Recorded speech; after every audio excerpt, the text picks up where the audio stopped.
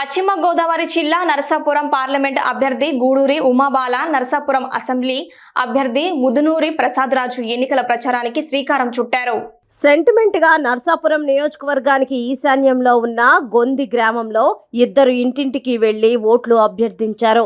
ఇంతకు ముందు నరసాపురం పట్టణం నుంచి గొంది గ్రామం వరకు భారీ ర్యాలీ నిర్వహించారు.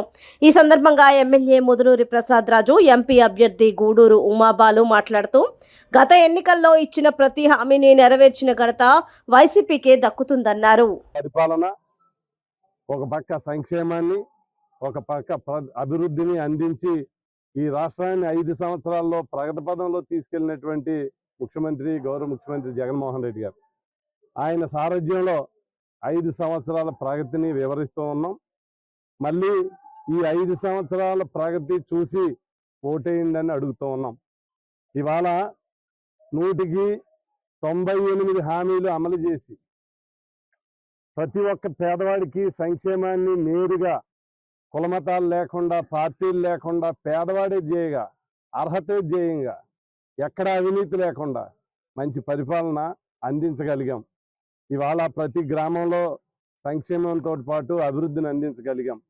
ఇవాళ ఓటు అడిగేటువంటి నైతిక హక్కు ఈ ప్రభుత్వంలో ఉన్నటువంటి మాకే దక్కుతుందని మీ ద్వారా తెలియపరచుకుంటూ ఉన్నా.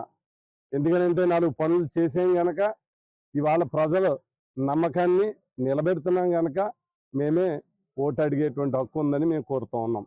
ఎందుకనంటే చాలా రాజకీయ పార్టీలని, చాలా మంది ముఖ్యమంత్రిని రాష్ట్ర ప్రజలు చూస్తున్నారు. కానీ ఈ 5 ఏళ్ల చరిత్రలో 2 సంవత్సరాలు కరోనాతో గడిచిపోయిన కనవ 3 సంవత్సరాలు అలుపెరగని కృషితోటి రాష్ట్రాన్ని ప్రగతి పథకంలో తీసుకెళ్ళున్నాం.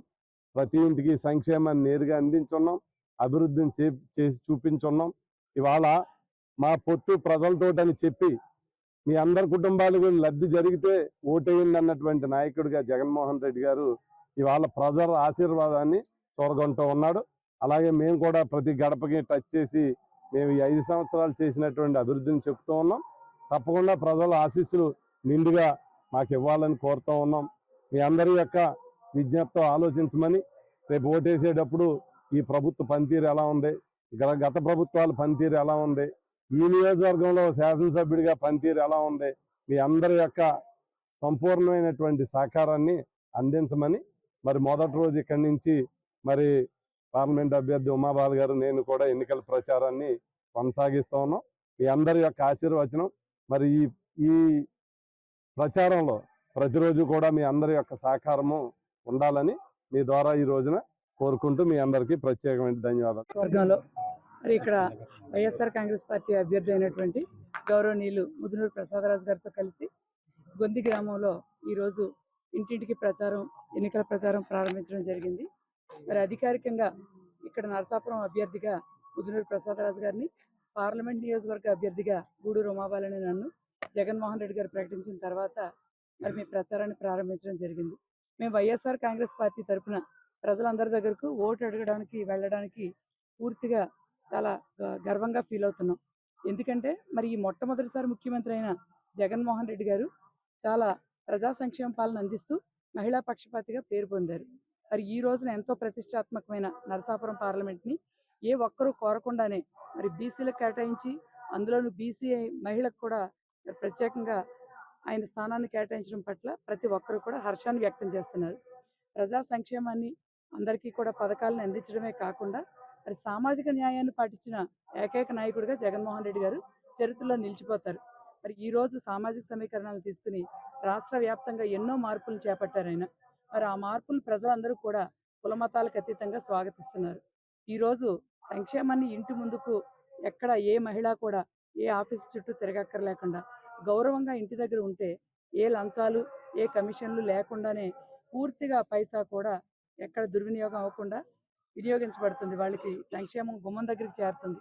మరి ఇంతటి గౌరవం మహిళకి ఏ రోజు కూడా ఏ ప్రభుత్వంలో దక్కలేదు. మహిళల్ని పథకాలకే పరిమితం చేయకుండా మరి పార్లమెంటు దాకా పంపిన జగన్మోహన్ రెడ్డి గారిని అందరూ కూడా మరి ఎంతో ఆయన యొక్క సామాజిక న్యాయాన్ని, ఆయన దృక్పథానికి కూడా హర్షం వ్యక్తం చేస్తూ ప్రతి ఒక్కరూ కూడా జగన్మోహన్ రెడ్డి గారి పరిపాలనకు ముందు, జగన్మోహన్ రెడ్డి గారి పరిపాలనకు తర్వాత అనేది పోల్చుకోవడం జరుగుతుంది. మరి ఈరోజు మేము పార్టీలో ఉన్నందుకు ప్రజల ముందుకు ఓటు అడిగే హక్కు మాకు పూర్తిగా చక్కగా సగర్వంగా తలెత్తుకుని వెళ్ళగలుగుతున్నాం. ప్రజలంతా కూడా ఏది నిజం ఏది అబద్ధం అనేది పూర్తిగా తెలుసుకోగలిగారు.